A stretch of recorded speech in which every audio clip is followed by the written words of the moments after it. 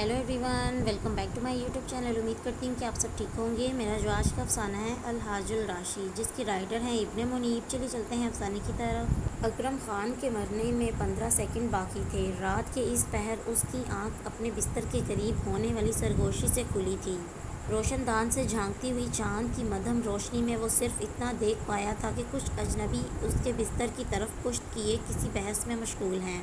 तारीकी और बुढ़ापे में नज़र की कमज़ोरी उसे इजाज़त नहीं दे रही थी कि वो उनके कुछ खदुखाल जान सके। बस इतना समझ पाया कि वो सड़ता पैर लंबे स्याह चोगों में मलबूस हैं और वही उसकी आंख खुलने का सबब हैं। एक अजीब सा खौफ उसके कमज़ोर जिस्म में सर्दी की लहर की तरह दौड़ गया, मगर न जाने क्यों वो कुछ बोले बगैर आंखें ज़ोर से बंद करके उनकी गुफ्तगू सुनने लगा। इस रूह पर मोहर अलहाज की लगेगी, एक बोला। हरगिज़ नहीं, इस पर मोहर अल राशि की ही लगेगी, दूसरे ने कदरे सख्त लहजे में जवाब दिया। उसे लोग अलहाज कह के बुलाते थे। तीसरा समझाने लगा और पीठ पीछे अल राशि के नाम से याद करते थे। चौथे ने दूसरे का साथ दिया, मगर ये हर साल हज करता था। पहला अपनी बात पर कायम रहा और सारा साल रिश्वत के लेन देन से अपना कारोबार बढ़ाता था। दूसरे ने जवाब दिया, देखो ये काबे का दरवाज़ा थाम कर दुआएं मांगता था। तीसरा बोला, और जिन लोगों के हक इसने रिश्वत के जोर पर मारे, उनके भूखे बीमार बच्चे अपनी माओं के दामन थाम कर रोते थे। चौथे ने फौरन जवाब दिया, तो फिर इसका क्या हल है? पहले ने सवाल किया, इस सूरत में हल तो एक ही है।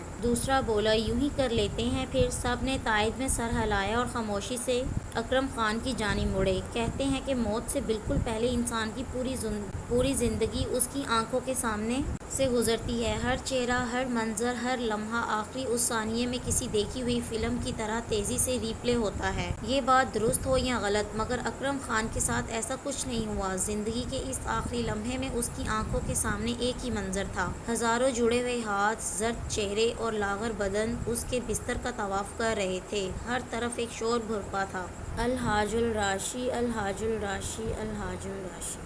मैं अगला अफसाना या नावल आप लोग के लिए जल्द लेकर आऊँगी। तब तक के लिए अल्लाह हाफ़िज़। अपना ख्याल रखिएगा।